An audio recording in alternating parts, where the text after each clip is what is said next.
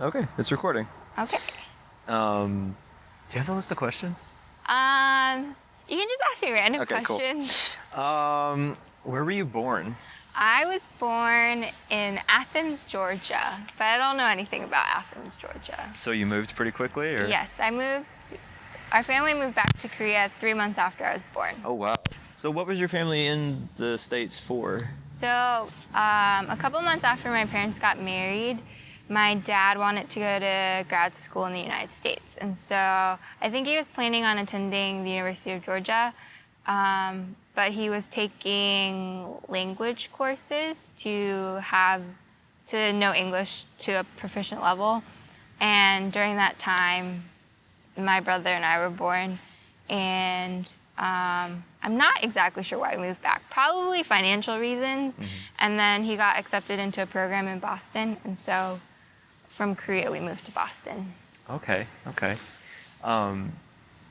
So how long did you all stay in Korea before you went back to Boston? I think a little less than a year. I know I turned 1. So you don't remember anything about Korea? No. I know your 100th day alive and then your 1-year birthday is super important in Korea. Mm-hmm. So I know all of those celebrations happen there, but other than that time, I've spent summers in Korea. That's about it. Okay. And how long did you live in Boston for? I attended kindergarten, so my toddler years. Okay. Wow. So then where after that? And then we moved to Clemson, South Carolina, and my dad worked at Clemson University, and we lived there for 2 years. Okay. And then where after that? And then we moved to Oviedo, Florida. Uh-huh. And my dad got a job at the University of Central Florida. Uh-huh. And we moved there when I was in 3rd grade, and Central Florida is the longest place I've lived so far. Do you call that home, or do you feel like you have a home, in that kind of traditional sense, or? That's a very good question, and it's something I've thought about for a long time. When people ask me where I'm from, I say Orlando or Central Florida. Right now, only my sister lives there, and so I think after she moves and goes to college, I don't know if I'll call that home. I'll say it's the place I grew up, but that idea of home has always been kind of hard. Yeah. Mm-hmm. So you said Oviedo Springs? Oviedo or Winter Springs. Gotcha. Yeah. But you said your sister's the only one that's there now? Yeah, so my parents moved back to Korea when I was in 6th grade. And so my brother and I stayed in that area and lived with guardians. And my parents and my sister moved back. My sister was, I think, 7 or 8. And so they didn't think she was old enough to live away from them. And so she moved to Korea and lived with them until I think she was 15. And then she wanted to go to school in the US. And so she moved here and started 10th grade. So this is her 3rd year back. Oh, wow. Mm-hmm. So many directions and interesting things to ask. How was that for you, being left in the hands of guardians and your parents going back?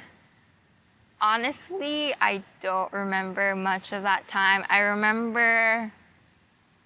think it's an Asian culture thing. It's very evident what your parents' expectations of you are. And I knew that they thought this was my best option to stay. I had the choice to go with them, but it was very evident that they thought it was best for me to stay. And the guardians were family friends, but we didn't know them particularly well. And so that part was really, really hard. I remember I got really sick as soon as I moved in with them. And so, yeah, it was a rough time. Yeah. And I don't know, every year there would always be some type of interpersonal conflict with them. And there are moments where I'm I don't want to do this anymore. Mm-hmm. But it also felt what are my other options? Mm-hmm. But I was glad I wasn't the only one. I'm not particularly close with my brother. I would like to be closer. But I do appreciate that he's the only person who will ever know what that experience was like.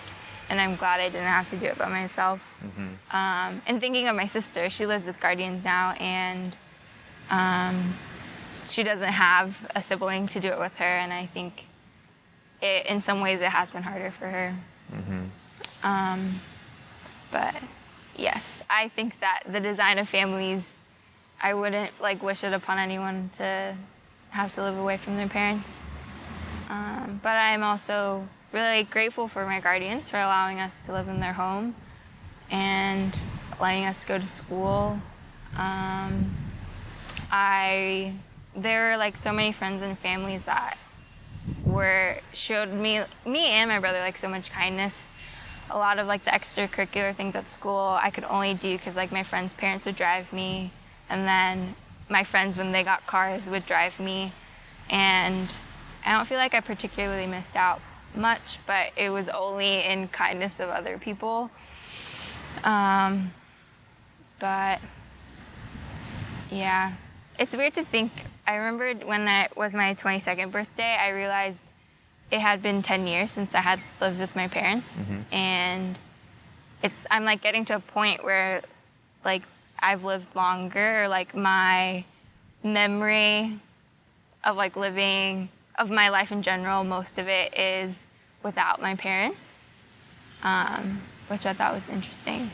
But I think it's more common in Korea for kids to move away from their parents for their education. I didn't realize until later.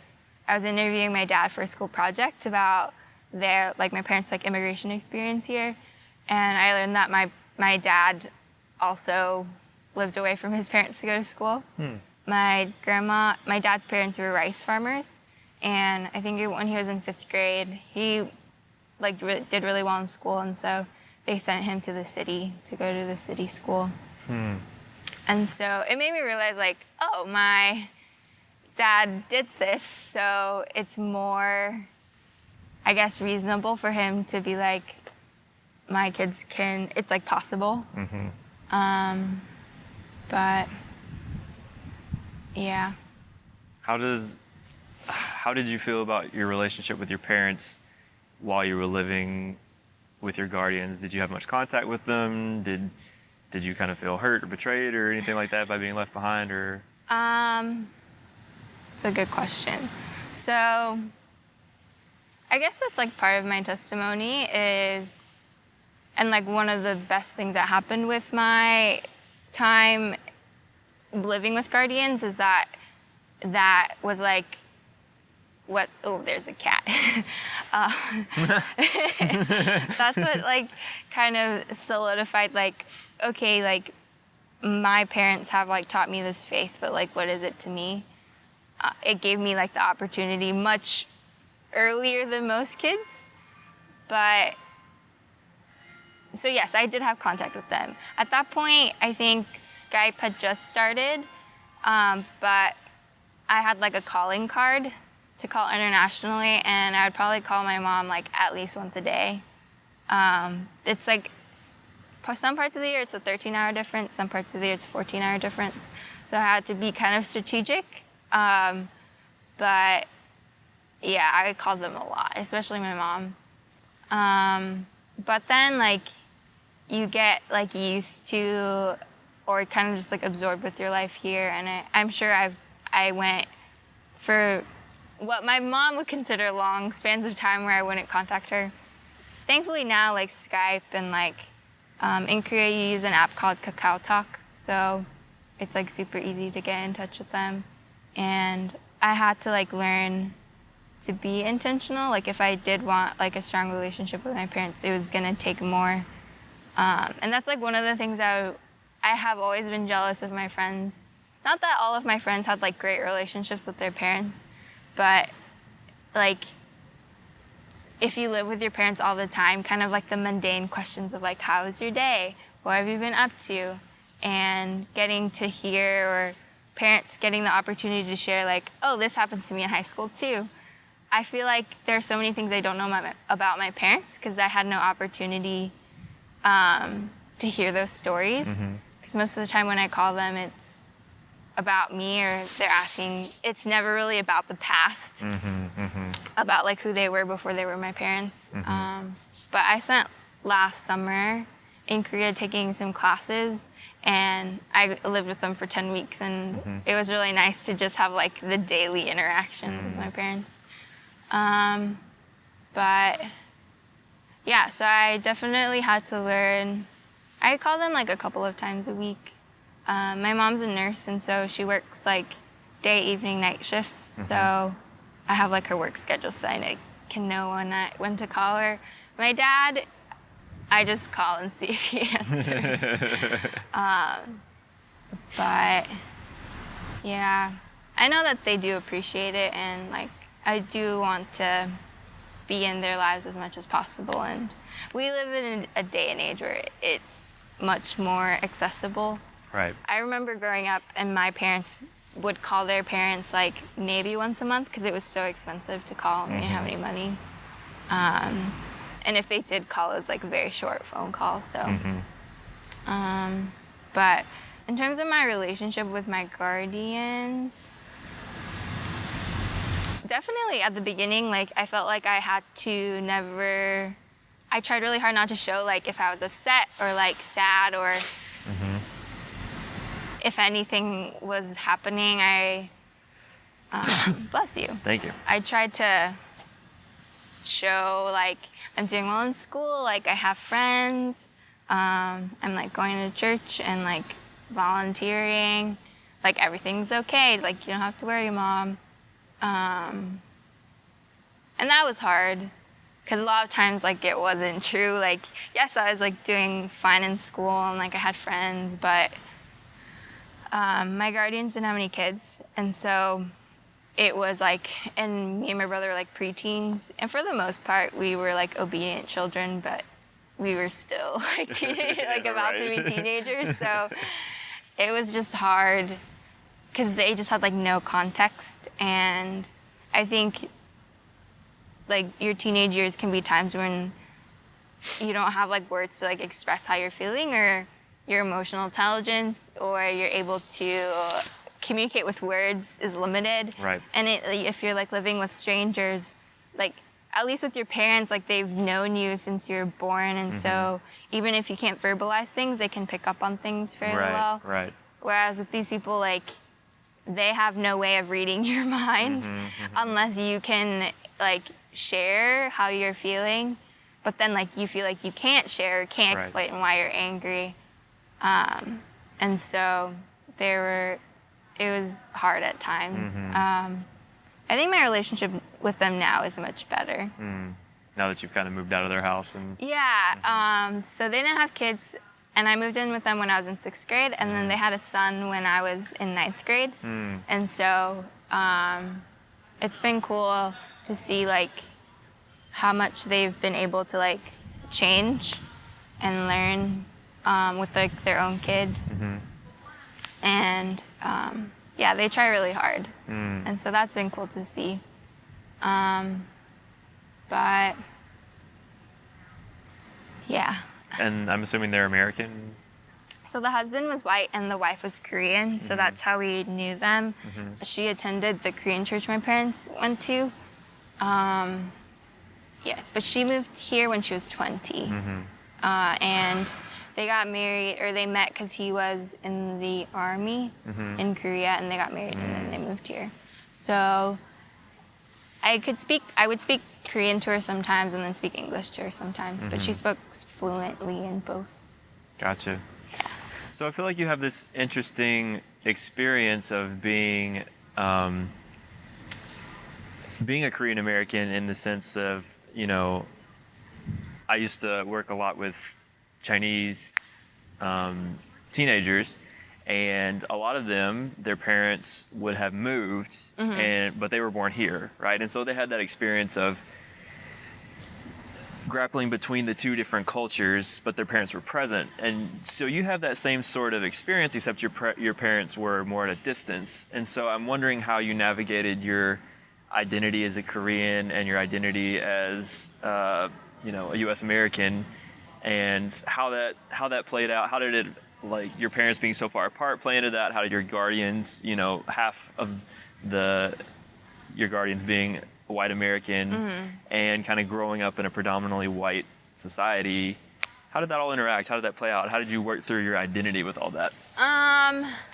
So when my parents lived here, I think it was more like evident to me that I was Korean because we like went to Korean church, and like all through elementary school we had Korean school on Saturdays to learn the language, and we would have like Friday night like church service along with Sundays, and so we were at church a lot.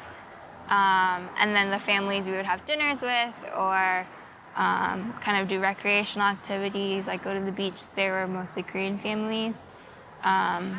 So I think I like spoke the language more, heard it more, interact with other Korean like kids as well as adults. And so I think it was like more normal to me that I was Korean American and like Korean was a big part of it.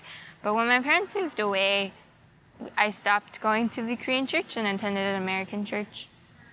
And like my guardian was Korean, but other than like speaking to her, I didn't really see other Korean people anymore. And so I think, and like at school, there was no other Korean people that I knew of. I think there were some Asian students, but not other Korean students. And so, other than my brother, and we didn't speak Korean to each other. So it became like a very, very small aspect of my identity. I think, I mean, I would get the question constantly like, where are your parents? And then I would explain like, oh, they live in Korea. So they knew I was Korean, but it wasn't, people weren't pinpointing like, you're Korean. It's like, oh, you don't live with, like, not living with your parents was like more of the question that people continue to ask me. And so, like, after my parents moved, like, I heavily identified like as an American and not much as a Korean. And like, I was okay with that. And no one like encouraged me to like be more Korean or like incorporate my culture. I still love like Korean food, but yeah, I would go to Korea every summer, but I had never gone to school there. The only people I knew that were around my age were like my cousins who were in school when I was there. And so I would just like see my parents and see my sister when she was out of school and then go back to the US. I wish looking back, like thinking like I spent so many summers in Korea, I could have gone and seen so many interesting things. I could have tried to make friends. I don't know. Now my only friends that are around my age are not Korean who live in Korea. They're like Chinese and American, which is strange. But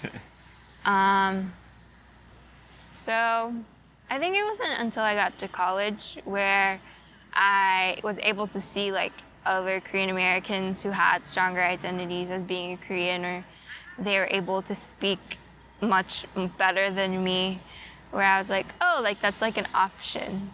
That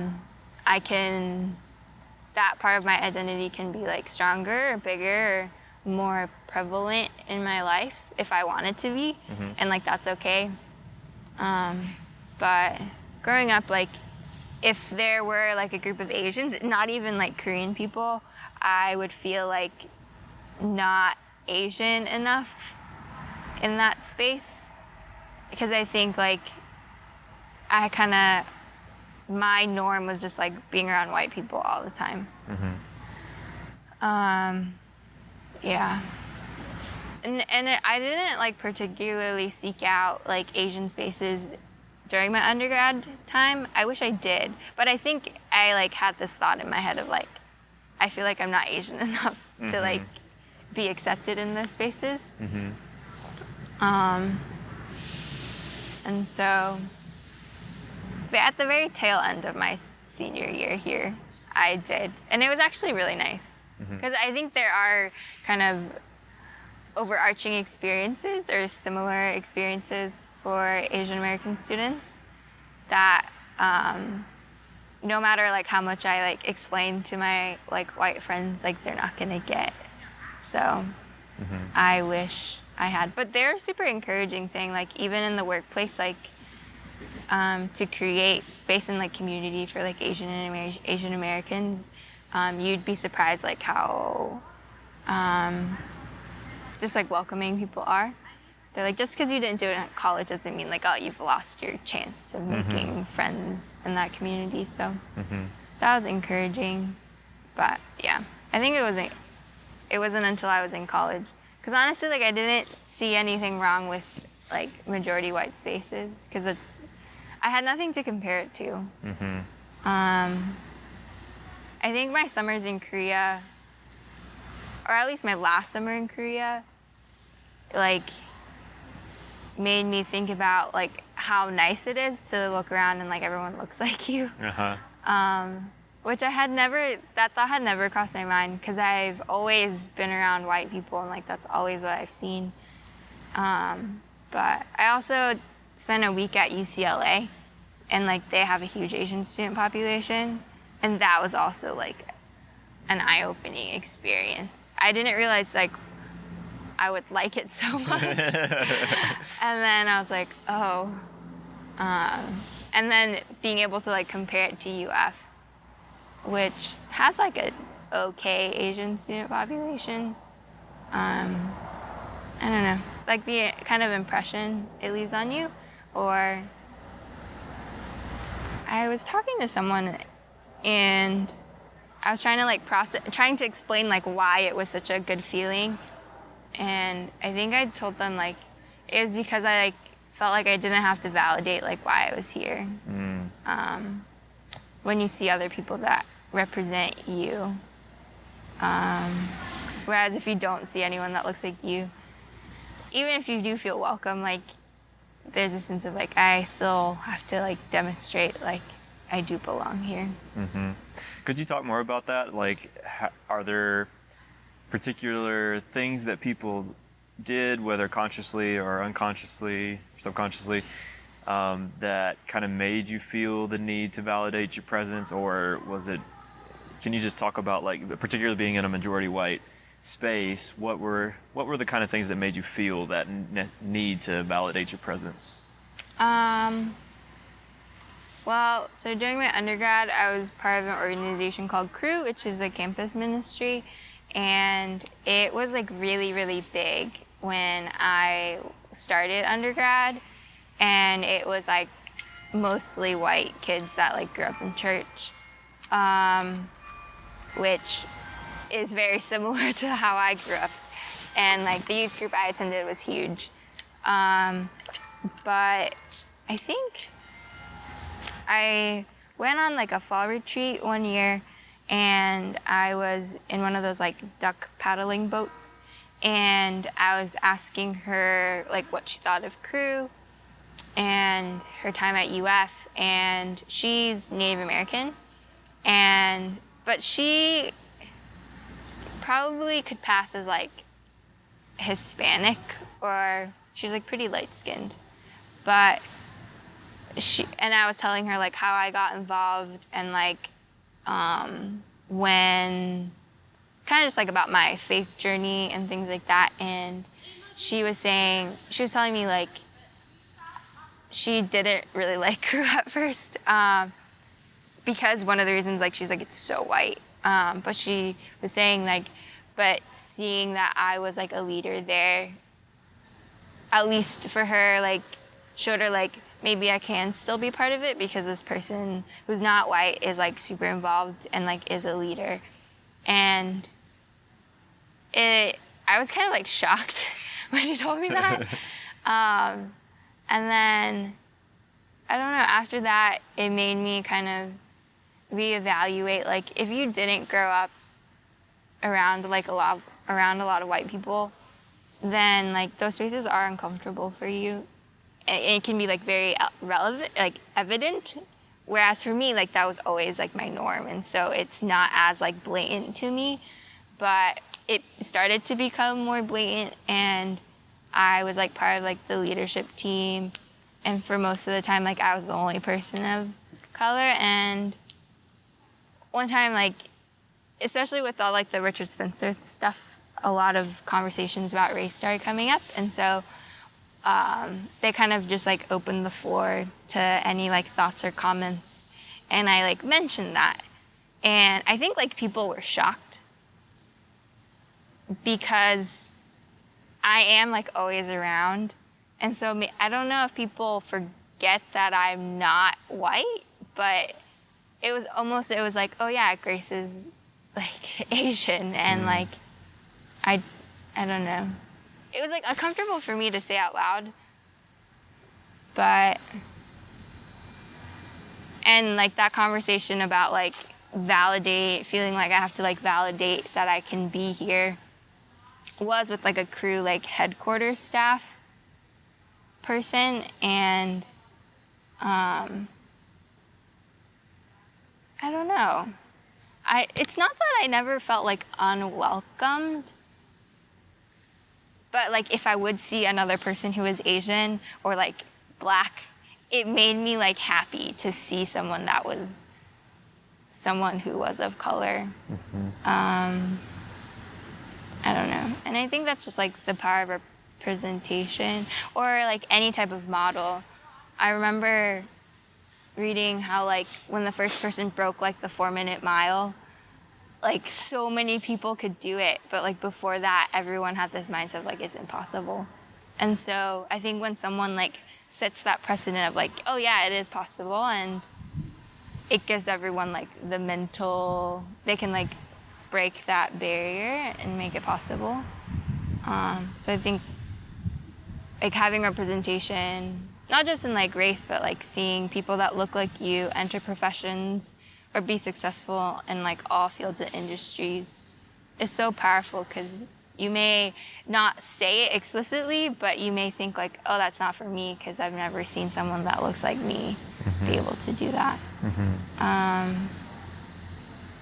Yeah, but I feel like it's been conversations like that specific conversation, and also I don't know, at one point I just like got fed up with people asking me where I was from and not being satisfied with like Orlando. And I talked to my roommate a lot about that because she like didn't get it, and she's like, people are just like genuinely curious about where you're from. But I'm like, no one asks you where you're from and expects like Ireland or England. But when they ask me, like they expect like an Asian country, and then they immediately like identify me as like a person from this place, which haven't offered the information of saying like it's a huge part or a little part of my identity. Yeah, it just made me frustrated that people of like Asian descent could be like 4th, 5th generation Asian American, like have been here longer than some white families, and they will always still be asked like, where are you from? And it's like, my grandparents don't speak their like heritage language, and yet in society's mind, like I'm still a foreigner. Right. There's this assumption that you're not American.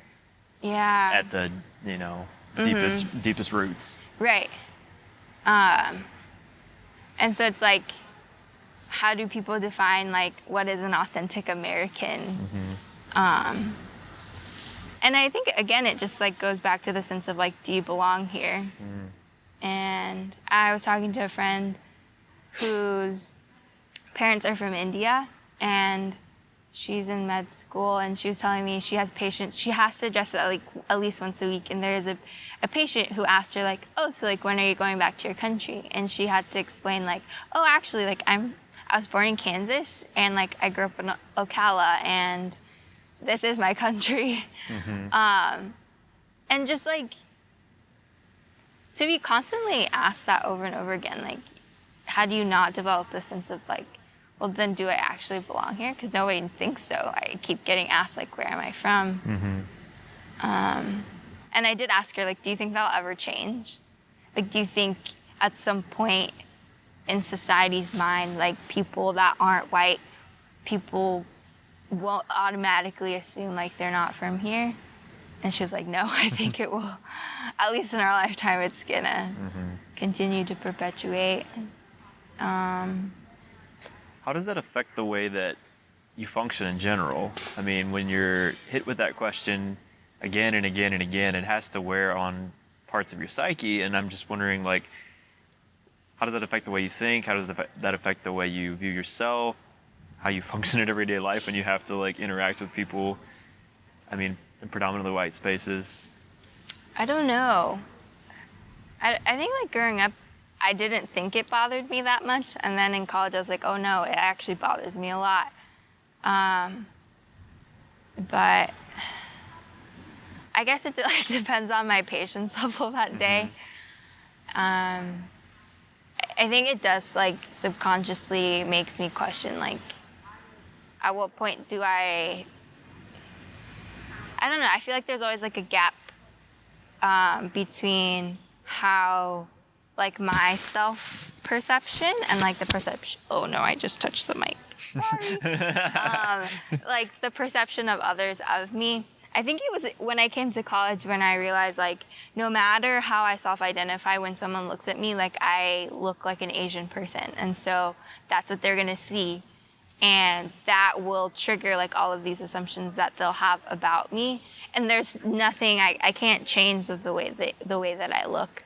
And for a while that like really bothered me that I like don't have the opportunity to kind of share like my identities, and like those are the things that people like form of me when they like think about like who I am. There's parts of it where I can't control what they think of me. But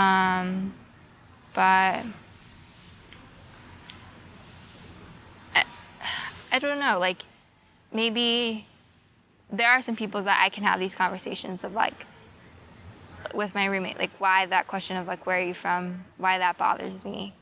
And I hope I can get to a place where like when those questions arise, I can use it as a way to create a dialogue and maybe get people who've never thought about like, oh, this might be an offensive question, to kind of rethink about the perspective of the person that they're asking. 'Cause I think like not everyone has had the opportunity to have those conversations. And so like while to me, I think it's unfair that because of other people's privileges, like they don't have to think about, it is their privilege that they don't have to think about these things. But I also think like if no one's willing to engage with them, then they're always gonna be where they're at. Right. There are days when that's like not enough and like I don't wanna have those conversations. Or sometimes I like don't even know where to begin.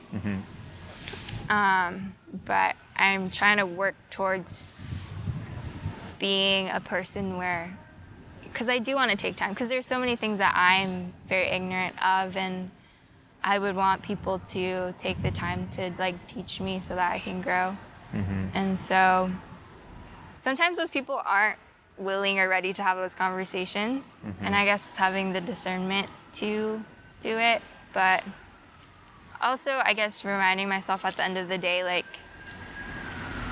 what someone thinks of me, hopefully, like, my identity isn't, I don't know, other people's, like, perceptions of me doesn't take weight. That doesn't, like, invalidate, like, the impact it has on me, but I hope my identity is grounded in something firmer. Yeah, absolutely. Yeah. So just kind of thinking about and summarizing, kind of putting it together for me, it seems like there's this need to validate your presence in majority of spaces that you're in, and that comes along with it just this sense of, do you really belong? Is this really a place for you? And you know, as you were saying, like, no matter how you identify, no matter how, let's say, far you move towards the majority culture and your identity and your choice, the way that you look is always going to be the first thing that people encounter. And that's always going to be something that triggers things in their mind. And as you talked about, like, there's layers of these ideas that you're by just the way that you look, you're not a quote unquote American, right? What would you say that's pretty accurate? Everything you said? Like I think most people in this country, if they see an Asian person, like they don't automatically think like, oh, they're an American. They might think, oh, they're Asian. Like, I wonder if they grew up here. I wonder if they're born elsewhere. I wonder where their parents from. Yeah, but like the first thought isn't like, oh, they're an American. I don't know. So, you kind of mentioned how, particularly in the crew instance, when you spoke up, how people were kind of shocked at you voicing that. And I wonder what you think it is about predominantly white spaces where people would be shocked at something like that. Like, what is it that keeps people from thinking about the fact that you might have to experience all these things because you're Asian? What is it about predominantly white spaces where people aren't just naturally thinking about these kind of things? I think part of it is like their own experiences. I think most people that are white don't enter spaces where they're a minority. So the fact that they have that privilege of like any spaces they want to enter, they will always see people that look like them. They've never had to experience entering a space where it's like very evident that you're not the majority. And so it's not something you have to be aware of. So by default, you don't think about it. And so I don't think they have had to think about it. And so if they see someone of color, I don't think they could empathize or try to think about like, how do they feel when they enter a space? And yes, so unless you say it very explicitly, I think most don't have to be aware of it, and so they aren't. Right, and I think that's the word "have to" is key there, right? Like, as you were saying, I mean, because there are situations where white people could enter into spaces where they're the minority, but that's always going to be voluntary, and they can always voluntarily leave it, right? Whereas, for people of color, they exist in a predominantly white country, and even though there are spaces that people of color could congregate and be the majority in that space, they're always functioning and living within a predominantly white world. And once they leave that space, they're always going to have to function in some sort of white space. Right. You don't really have a choice. And also, I feel like if you're white, there's always like a power dynamic. So like even if you do choose to enter into a space that's not predominantly white, the fact that you are white, like you do have like the power to leave. And yeah, like you still like hold privileges while you are in that space. But I think everyone should experience being in a space where they're not the majority. I remember my friend, she went on like a service trip to Haiti, and one of her friends who was Haitian was like, I'm really excited for you to like be like the only white person to get like a glimpse of what it's like. And I like laughed, of course, and I was excited for her experience, but I was also thinking like, it's still not the same though, because all of the power dynamic like still is there. Right. But at least it's something.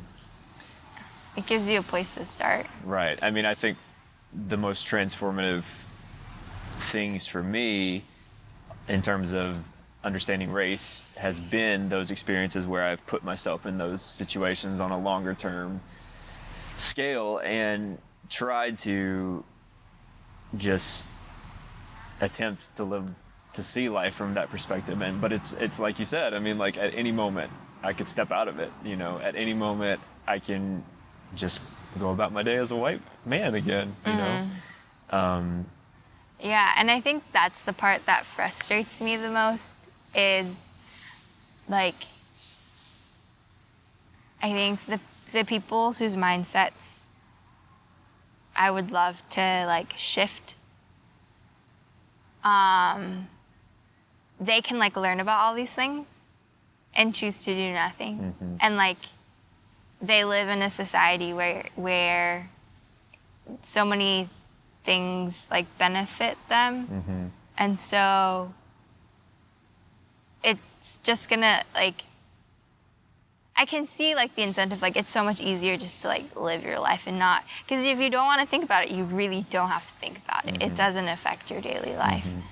And it is a lot of work to be aware and like cognizant and like be proactive. And I think most people, even if they learn about these things, can choose to be passive, and like that's a much easier way to live. Yeah. And to me, that's really frustrating because I feel like it like sums up like white privilege. Like Right. you have the privilege to know about all these things and not do anything because that is your privilege Right. of being white. But I don't know. I don't think that means like there's like no hope. I don't know, because like I still want to learn and grow and like be a less ignorant person every day. And that's only through like other people willing to like teach me and share with me and like correct me and dialogue with me. And so I also want to be that kind of person too. Yeah. And I think, talking about like passivity, like that is the easier route to go. I mean, particularly like when I think about it, like when I think about my own like engagement with racial issues, I have a lot going on in my life. I'm a PhD student. I'm doing all these things and like I'm just tired a lot, And sometimes at the end of the day, I just don't want to, I'm tempted to not engage with these things because I just don't want to. I mean, they're hard issues, They're really It's hard. depressing, like the history that this country has with, people of color. And I have to remind myself that people of color have no choice in dealing with this. I have the option. I have the option of just saying, nope, gonna shut that out for a minute. Gonna shut that out for a day. Not gonna deal with this anymore in my life. But people of color do not have that option. And you have just as busy, just as hectic, just as crazy of a life as I would. But on top of that are so many layers of things that you have to deal with that when you're not white. And it's the constant reminding of that is one of the things that pushes me to be like, no, you have to stay on this path of like keeping these things. And I think that's, many times like it's just, things like this take sacrifice. They take energy and they take time. And with anything like that in life, like you have to make a conscious decision, and it's like, what's worth it to you? Is it worth it to do this? Then do it, And I think particularly us as Christians, it's imperative upon us, particularly as white Christians, to engage with this stuff. It's a gospel imperative, and we have to make that decision. So kind of wrapping up. We've been going for about 45 minutes. But I just kind of wanted you to talk about like being in so we talked about being predominantly white spaces. You talked about being in crew, which was predominantly white. Could you speak to being in a predominantly white church? You've talked about how a lot of times people within these spaces, white people in these spaces, don't necessarily have to think about these things, and so their experience doesn't lend to empathy because they don't know what you're going through as a person of color. And we see that in white churches too, that have the best of hearts and want to be welcoming, but by and large, don't necessarily have to think about these things. What's your experience been in predominantly white churches? Maybe, you've talked about how you just that's the kind of water you swam in growing up, but maybe looking back at it now, or even your experience in predominantly white churches now, and how do you think that, predominantly white churches can be more attuned, aware, awake to these things? Yeah, just throwing that out there for you. So the church that I grew up in, I feel like never really addressed any sort of racial issues whatsoever. I feel like I was the token Asian kid with my brother.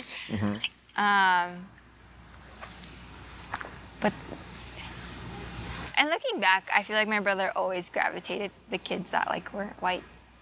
There weren't many, but there were a few.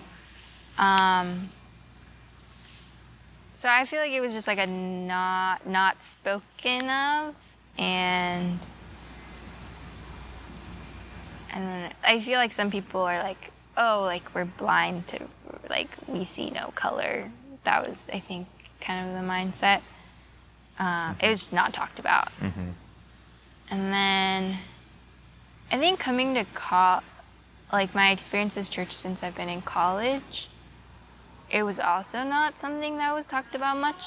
And my personal experience was people that were interested in reaching out to international students would think I'm an international student and want to befriend me and things like that, and then they find out oh no, I'm an American. Oh, no. And then they're not interested. Oh no. So I always thought that was very interesting. If you have so much interest and a heart for international students, where is your heart for people that actually live here, in your community, right, that don't look like you? So, and that always made me laugh. I was like, will you be my friend if I'm from a different country? But I don't know. I think at least my church experience in college, it's again not aware that going to a church where very few people look like you, what kind of impact that has on you. I think most people at my church would not have thought about that because they've never had to think about that. No one's asked them to think about it. How would they know to think about that?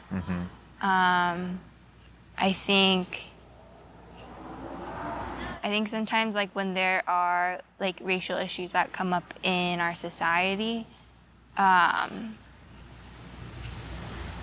think the immediate response is either prayer or the gospel, but not asking who in our congregation is personally impacted by this happening, whether it's in our city, our state, our country.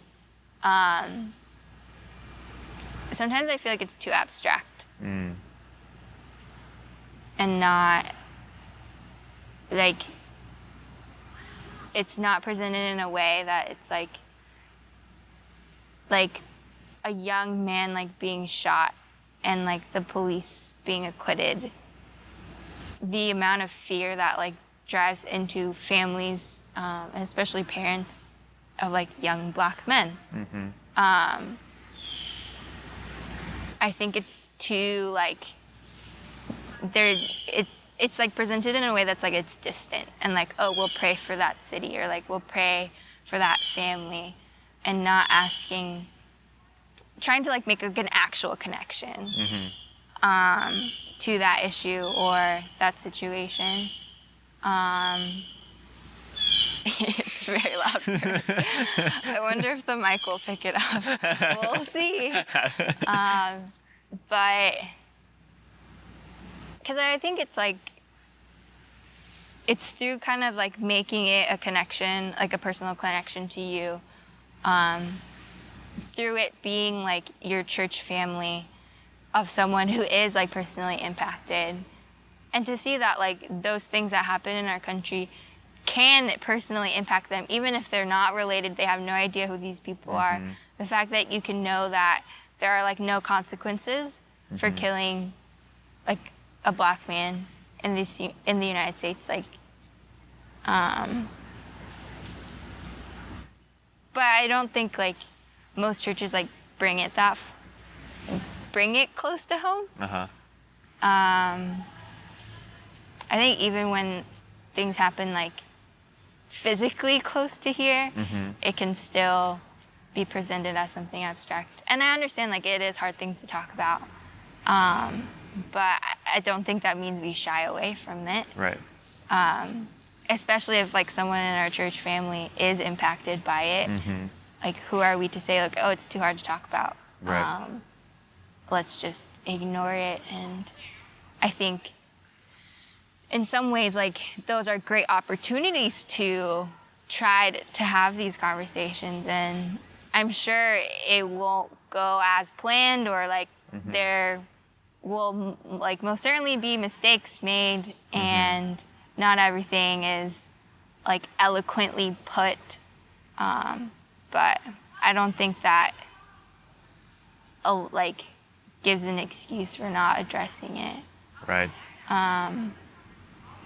Yeah. And I think just like also encouraging the church, like individually, I don't know, like corporately, but to be like a church family like that seeks out like what are your experiences, to be like people that want to know and be aware, and even if that's not your experiences, to try to learn. And I remember I had a conversation with a friend who, she's like grew up in a super white community, but she is a woman, and so she could, obviously like the discrimination she faces as a woman is different from like people's experiences as people of color, but at least she can start with like, I have experiences because I'm a woman of things that I have to, like, I have no choice, like I have to experience these things. It like gives you like a starting place to connect, even though she isn't a person of color. It's like a place you can start with. And I think everyone starts somewhere. Some people like really, really far back, or sometimes you start further ahead. But I think the important thing is to like not stay there. Right. Right. And I think if you like are a follower of Jesus, he didn't model like staying there. I think he was one to go out into those spaces and just listen, honestly. Just listen. Yeah. Yeah, and I think something that you mentioned earlier kind of ties into it about the fact of not having to experience these things and not being asked about them, not being challenged to think about them. Why would we expect particularly majority white people to have thought about these things? And I think it's interesting because while that's true, it's also, there's no neutrality. The fact that we can't, like, if there is no movement from white people towards issues of racial justice, it's just a perpetuation of a system that hurts people of color, right? I mean, you're either, it can claim ignorance, but just, we as white people that do not choose now in the present, no matter what's gone on in the past, no matter where we've been, no matter, like what experiences we have or haven't had, we who choose in this moment, in this time, not to address these things are part of the problem, because it's right in front of us. And people of color are telling us this hurts us on an everyday level, an individual level, at a systematic level, like all the things you were saying. We are part of the problem. There is no neutrality. Right. And I think that's like the kicker is that people think like not doing anything is okay. Like, I don't know if they like have thought this through and then they decide like, oh, I'm just not going to do anything and that's fine. But, and like I have had conversations where it's like, okay, so you're aware of all these things and yet you do nothing. And that's like where my frustration lies. Because then you are part of the problem. There's like not, as you said, there's nothing in the middle. If you're not like walking forward, you're going, but I hope that there are more people, like the white Christian community will be more willing listeners, but also that people of color are also willing to have conversations, because I've also have friends that they're like tired and they just... Understandably so. Yes, and they don't want to talk about it. Right. Which I understand too. Because it's like you feel oppressed and then you have to do the work to help these people explain why you feel oppressed. Right, exactly. But I also don't know, like, how else will they learn? Well, I mean, that's the reason we have podcasts like this, right? So, we don't have to overburden our brothers and sisters of color with having to constantly have the same conversation over and over. Again. And I think that the church is like a perfect lab to do this, because we are people of repentance, right?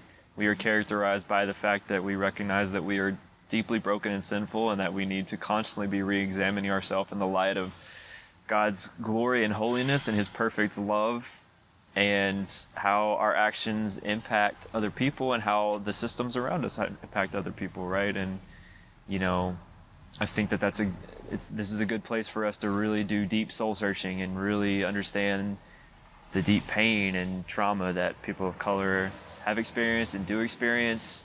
And, I think the gospel instills in us this sense of humility to be able to say, this was my past and this is who I've been, and I've been part of this.